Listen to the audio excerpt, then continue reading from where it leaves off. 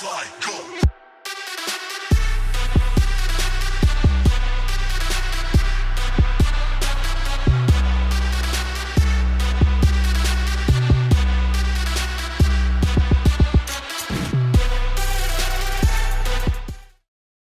What's going on, guys? Gregory Scott here. So I know that was a lot of falls and a lot of fails, but don't worry, I'm okay. So I have a question for you. Tell me if you ever heard this expression before. It's this: the master has failed more times than the beginner has even tried. I'll say it one more time. The master has failed more times than the beginner has even tried. I'm not sure who originally said that quote. I think it was Donald Trump or something, but let me show you more what that actually looks like. So here's me a year or so back. First of all, look at how skinny I was compared to how I am now. Huge difference. So in this, I was trying and failing to do a simple muscle up.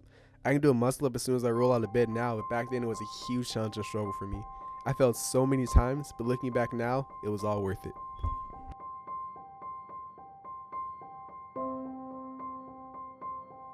So you're probably wondering why I'm showing you this. The reason is because I want you to get a realistic view of what success actually looks like. And what I want to share with you, it doesn't just apply to fitness, it applies to everything. It applies to school, it applies to running a business, it applies to any sports, any instruments you're playing. This applies to all areas of your life. So I'm not saying this because I'm arrogant, but I'm just saying this because this is something that actually happens. People look at me, or just people look at successful people, whatever successful means for you or in fitness, and they say, oh, he has it easy, oh, he has good genetics, oh, I wish it were that easy for me. And what these people realize is that they have no idea the amount of work that went into that. These people, they have a twisted, distorted view of what success actually looks like. So I'll give you the iceberg example, okay? So if you look at an iceberg, you only see the tip of it, you only see the surface of it. Of course, if you're looking at the surface and you see that little tiny tip of the iceberg, it's easy to say, oh, that came easy for them. Oh, they didn't have to put in that much work. But if you go below the surface, then that's when you start to see the real picture. You start to see the sacrifice, you start to see the hours, you start to see the sleepless nights, you start to see all the things that people put into their craft to be successful at whatever it is they want to be. Nothing, if it's truly worth having, ever comes quick or ever comes easy. So knowing this, I want to share a personal story with you for the people that don't know any better, or for the people that just assume that every successful person got to where they wanted to be overnight.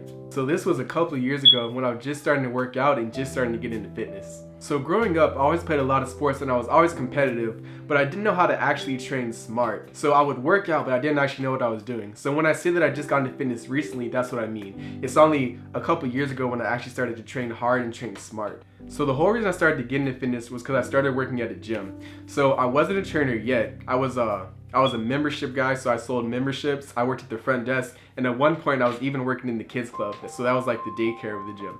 So like I said earlier, I worked out, but only in my high school or at home. So I had never actually been inside of a gym that had trainers and had the whole squat racks and, tons of people there.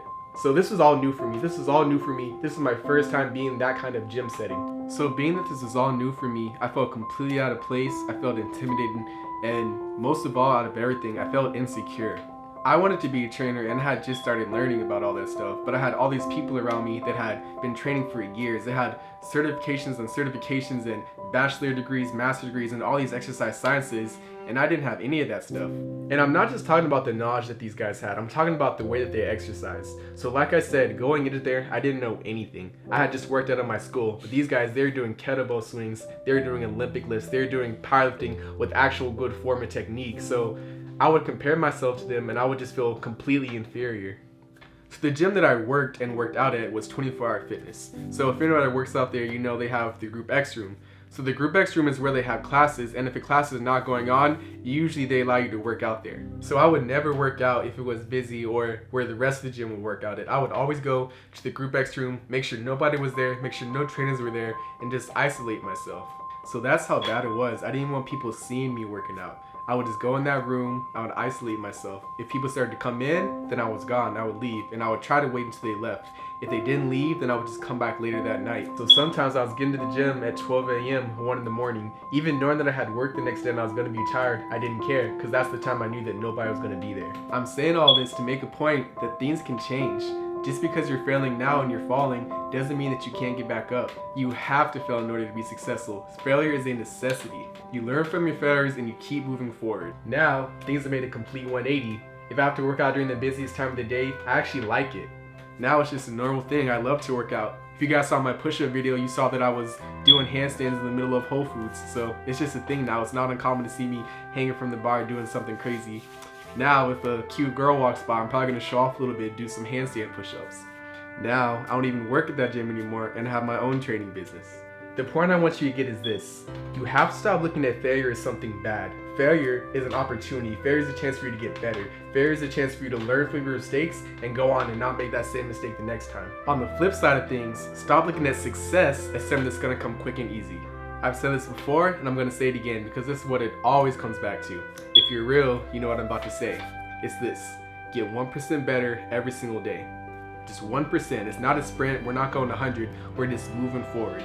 It's okay to fall. It's okay to get knocked down, but it's not okay to stay down. If you get knocked down, you have to get back up. You have to keep moving forward.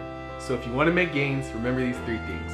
1, look at failure as an opportunity. 2, don't expect success to come fast or easy. Nothing worth having comes easy. And 3, most of all, this is the most important thing, just get 1% better every day. Thank you guys for watching. I hope you learned something.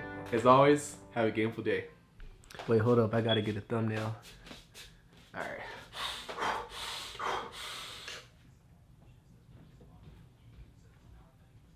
Alright, got it.